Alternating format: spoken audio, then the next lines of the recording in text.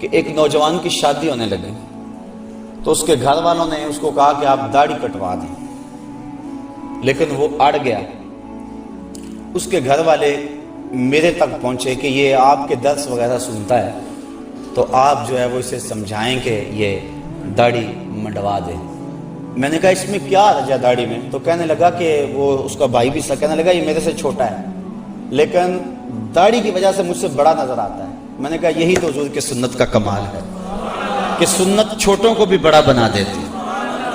تم کہتے یہ بڑا نظر آتا ہے، یہی تو سنت کا کمال ہے، سنت عزت دیتی ہے اور بڑائی دیتی ہے۔ میں نے کہا میں تو پتہ نہیں کتنے درسوں کا نتیجہ ہے اور اللہ سے کتنی دعائیں مانگتا ہوں اپنے سامعین کے لیے کہ یا اللہ جو میں کہوں ان کے دل میں اتار دے۔ تو میں نے جس کو خون جگر سے سینچا ہے کیا تمہارے کہنے پہ اس کو روک دوں؟ یہ کیسے ہو سکتا ہے؟ میں نے کہا میں تو اس کو تھپکی دوں گا کہ جمع رہنا، ڈٹا رہنا، تیرے اوپر اللہ اس کے رسول کا سایہ رہے گا۔ تو یہ کیسا ماحول آ گیا، کیسے حالات آ گئے ہیں۔ لوگ کہتے ہیں کسی کو مسیتڑ کا تانا، وہ فلاں تو مسیتڑ ہو گیا، کسی کو کچھ کہہ دیا، کسی کو کچھ کہہ دیا۔ تو بعض بات ایسا ہوتا ہے کہ کوئی شخص جس نے سنت رسول چہرے پہ رکھی ہے اس سے کوئی ناسزا کام سرزد ہو جاتا ہے تو ہمارے معاشرے میں جھٹ جو ہے وہ اس کے اوپر حملہ ہوتا ہے۔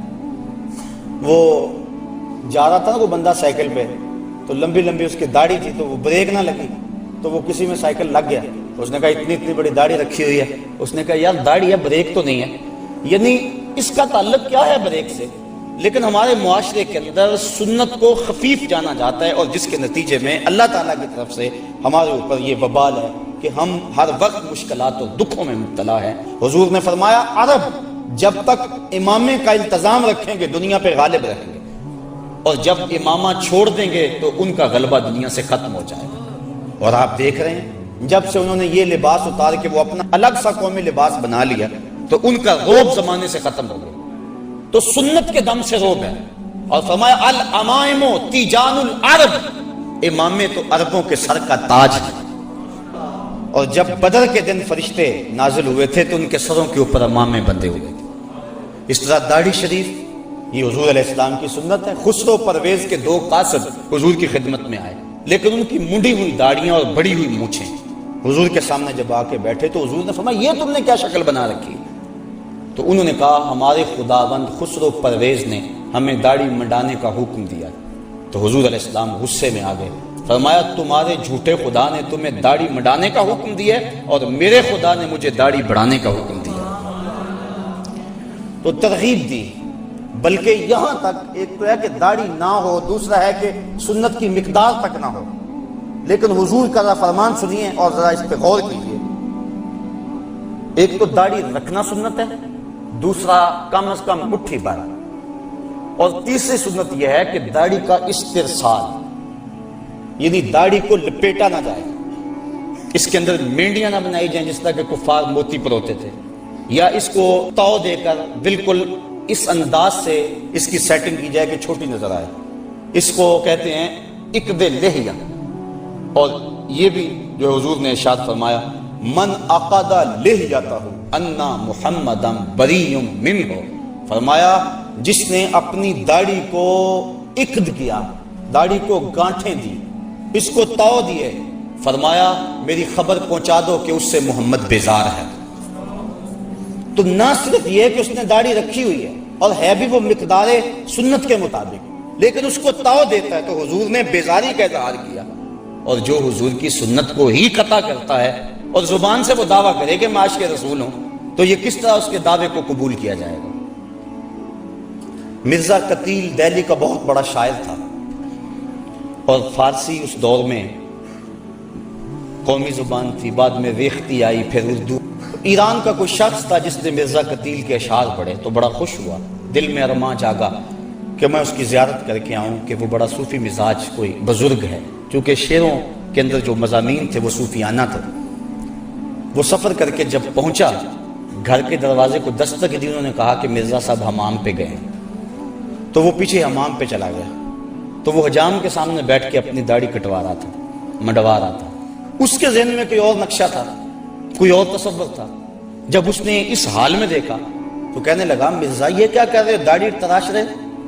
تو وہ شاعر تھا، اس نے کہا کہ میں داڑھی تراش رہا ہوں، اپنا ہی منہ چھیل رہا ہوں، کسی کا دل تو نہیں تراش رہا۔ تو اس نے کہا کہ یہ تو سمجھتا ہے میں کسی کا دل نہیں تراش رہا، یہ تو حضور کا دل تراش رہا ہے، یہ تو حضور کو تکلیف پہنچا رہا ہے۔ بس بعض کا کوئی ایک جملہ بھی ایسا ہوتا ہے کہ وہ دل پہ اتر جاتا ہے، تو فوراً وہ چیخ مار کے بے ہوش ہو گیا اور گر پڑا، اور جب ہوش آئی تو مرزا قتیل نے کہا تعال اللہ چشمم باز کر دی، مرا با جانے جاں ہم راز کر دی، تو نے تو میری آنکھ کھول دی اور مجھے یار کی چوکھٹ تک پہنچا۔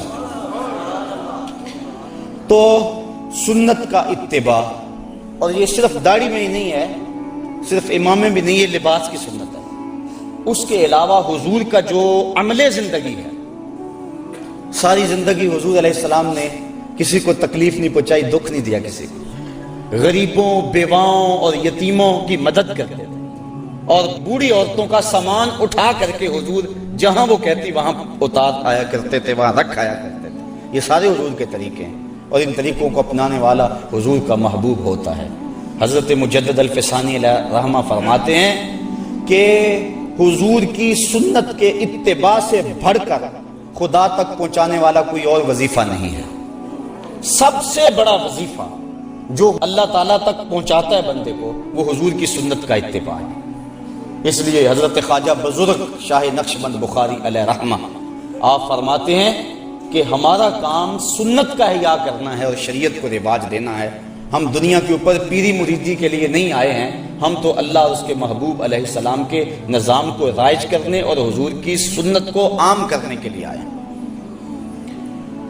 تو حضور کی سنت کا اتباع ہر معاملے میں اور ہر حال میں یہ ہمارے اوپر ایک تو لازم ہے۔ اور آج جس معاشرے میں ہم جی رہے ہیں، یہاں سنت کی تو پرواہ نہیں کی جاتی، سنت کیا فرضوں کی پرواہ نہیں کی جاتی۔ کیسا ماحول اور کیسے حالات آ گئے، اور ہمارے اوپر جو طرح طرح کی نحوستیں اور عذاب نازل ہو رہے ہیں، اس کی ایک اہم وجہ یہ ہے اور لازمی یہ وجہ ہے کہ ہم نے حضور کی سنت سے رخ پھیر لیا ہوا ہے، اور حضور علیہ السلام کی سنت سے منہ پھیرنا یقیناً اللہ کے محبوب کی ناراضگی کا باعث ہے۔